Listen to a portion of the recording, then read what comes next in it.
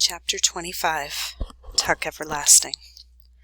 The first week of August was long over, and now, though autumn was still some weeks away, there was a feeling that the year had begun its downward arc, that the wheel was turning again, slowly now, but soon to go faster, turning once more in its changeless sweep of change.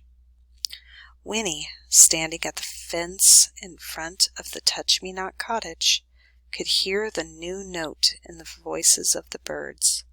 Whole clouds of them lifted, chattering, into the sky above the wood, and then settled, only to lift again. Across the road, goldenrod was coming into bloom, and an early, drying milkweed had opened its rough pod, exposing a host of downy-headed seeds, and, as she watched, one of these detached itself into a sudden breeze and sailed sedately off, while others leaned from the pod as if to observe its departure. Winnie dropped down cross-legged on the grass. 2 weeks had gone by since the night of the storm, the night of May Tuck's escape, and May had not been found. There was no trace of her at all, or of Tuck, or Miles, or Jessie. Winnie was profoundly grateful for that, but she was also profoundly tired. It had been a trying 2 weeks. For the 100th time she reviewed it all, how the constable had come into the cell soon after she had settled herself on a cot, how he had let down a shutter over the window to keep out the rain, how then he had stood over her as she hunched under the blanket, her breath heavy, trying to look as large as possible, how finally he had gone away and not come back till morning. But she had dared not to sleep, for fear she would kick off the blanket and give herself away, give the Tucks away unwittingly. So she had lain there, pulse thudding, eyes wide open. She would never forget the rattle of the rain on the jailhouse roof, or the smell of wet wood, or the darkness that had saved them all, or how difficult it was not to cough. She had wanted to cough as soon as it occurred to her that she mustn't, and as she passed a long hour trying to swallow away the tickle that pervasively constricted her throat, she would never forget that crash outside that made her heart race, that she could not investigate and did not understand till morning, when, on the way home, she had saw that the gallows had blown over in the wind. But oh, it made her tremble still to remember the constable's face when he found her. She had heard first a bustling in the front of the jail, and smelled fresh coffee, and had sat up, stiff with apprehension. Then the inner door opened, the door she now saw, which separated the office from the pair of cells, and in the light that had streamed before him, the constable appeared, carrying a breakfast tray. He was whistling cheerfully. He came up to the barred door of her cell and looked in, and his whistling died on his lips as if it had run down and needed to be wound up again. But this comical astonishment lasted for a moment only, and then his face flushed red with anger.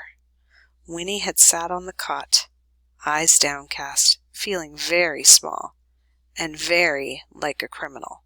In fact, he was soon shouting that if she were older, he'd have to keep her there, that it was a crime, what she had done. She was an accomplice. She had helped a murderer escape. She was, in fact, a criminal, but too young to be punished by the law. Worse luck, he told her, for she badly needed punishing. She was released then into the custody of her mother and father, and these new words, accomplice and custody, chilled her blood. Over and over they asked her, shocked at first, and then wistful, why she had done such a thing. Why? She was their daughter, They had trusted her. They had tried to bring her up properly, with a true sense of right and wrong. They did not understand. And finally she had sobbed the only truth there was in her mother's shoulder, the only explanation. The Tucks were her friends. She had done it because, in spite of everything, she loved them. This, of all things, her family understood, and afterward they drew together staunchly around her. It was hard for them in the village. Winnie knew it was, and the knowledge gave her pain, for they were proud, and she had shamed them. Still, this side of the affair was not without its benefits, at least for Winnie.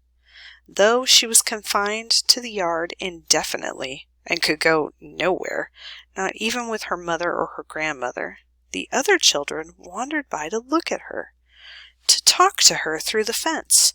They were impressed by what she had done. She was a figure of romance to them now, where before she had been too neat, too prissy, almost, somehow, too clean to be a real friend. Winnie sighed and plucked at the grass around her ankles. School would be open soon. It wouldn't be so bad. In fact, she thought as her spirits lifted, this year it might be rather nice. And then 2 things happened. First of all, the toad appeared out of the weeds, on her side of the road this time. It bounced out of the clove cover of an old dandelion leaves and landed plop just beyond the fence. If she had reached her hand through the bars, she could have touched it. And next, a large brown dog with an easy gait and dangling tongue came looping down the road toward them. He stopped opposite the fence and looked at Winnie with a friendly swish of his tail. And then he saw the toad. At once he began to bark, his eyes bright. He pranced up his hind quarters, leaping independently from side to side, nose close to the toad, nose close to the toad, his voice shrill with enthusiasm. "Don't!" cried Winnie, leaping to her feet and flapping her arms. "Go away, dog! Stop that! Go away! Shoo!" The dog paused. He looked up at Winnie's frantic dancing, and then he looked at the toad, who had pressed very close to the dirt, eyes tight shut. It was too much for him. He began to bark again, and reached out a long paw. "Oh!" cried Winnie. "Oh, don't do that! Leave my toad alone!" And before she had time to realize what she was doing, she bent, reached through the bars, and snatched the toad up and away from harm, dropping it in the grass inside the fence. A feeling of revulsion swept through her.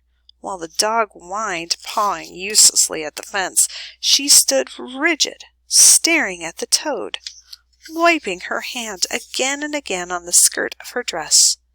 Then she remembered the actual feel of the toad, and the revulsion passed.